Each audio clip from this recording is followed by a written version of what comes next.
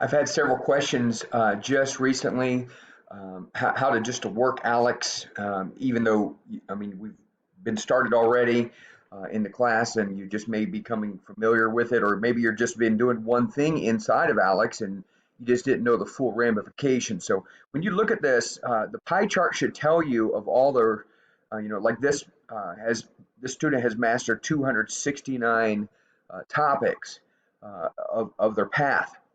And over here it says, weekly time goal 5. Your total, you're supposed to do 4 hours per week. It's due Monday. I have 3 hours and 48 minutes remaining inside of Alex. And then, my weekly topics goal again for week 5, 0 out of 20 topics. So I have not completed any topics this week. And end of course pie progress. Again, it tells you 269. I've completed 269 topics of the 435 topics. So it lets you know what topics you have mastered. You can also go down and look at, there's a timeline, a calendar. This chart over here as well has a lot of stuff in here. You can always go back and look at your grade book.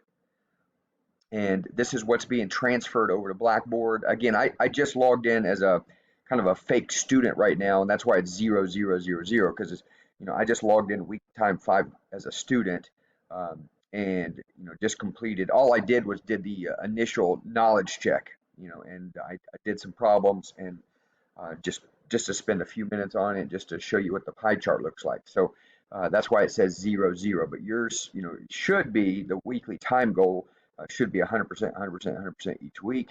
Your topics goal each week, again, should be 100% as well. So you can always look at the gradebook, and that percentage is what's being transferred to Blackboard.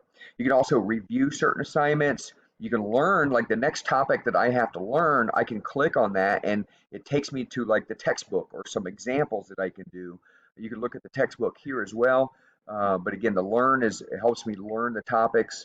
The very next topic if I don't know how to do that as well. So again, push the home and it takes you right back to where it is, and you can always just push start my path, and then the next topic will come up in the lesson. So, and again, you can always review topics. A couple of you guys mentioned, like, I wish there was a way to review topics. Well, you can go back in here and you can review some of the topics that you've done. So there is a way to do all that. But again, I would also encourage you as you're completing these, each topic, I would label it at a top piece of paper.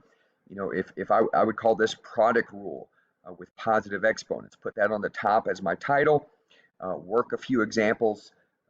Make sure I have a couple examples written. I know this is an online class. You could do the entire thing on the computer, but some of you guys have mentioned week after week about not remembering the topics. Well, again, that's where taking notes and writing examples down, I think that would be becoming very beneficial to you. You can always look back over the paper instead of trying to find all the topics that you've mastered, 269 topics. So I think it's easier just to look back on a few pieces of paper. Each day you might cover a couple topics, and then the next couple days you might cover a couple more topics, and so it's easier to keep track of a few pieces of paper, in my opinion, to be able to do that. So again, I just tried to answer some questions about Alex as I know we're in the 5th week already, but I've had some questions about how to navigate Alex even this far in our path. And so I just thought I'd clarify it, and I hope that helps you. During the 8th week, again, try to get as many topics as you can done, because the 8th week you have your placement test. That placement test will help determine your next math course. The next math course in general after this course is Math 100. So if you just pass this course, then you'll be signed up to take Math 100 the next semester.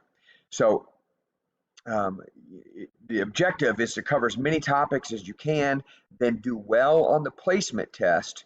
And when you do well on the placement test, you might get high enough score to skip over Math 100. And then you'll be able to go into the next math course, maybe Math 110. And then that will get you further on in your toward completing your degree, which is the ultimate goal. So try to do as many topics as you can, take good notes, finish up the course well. Let me know if you have any questions.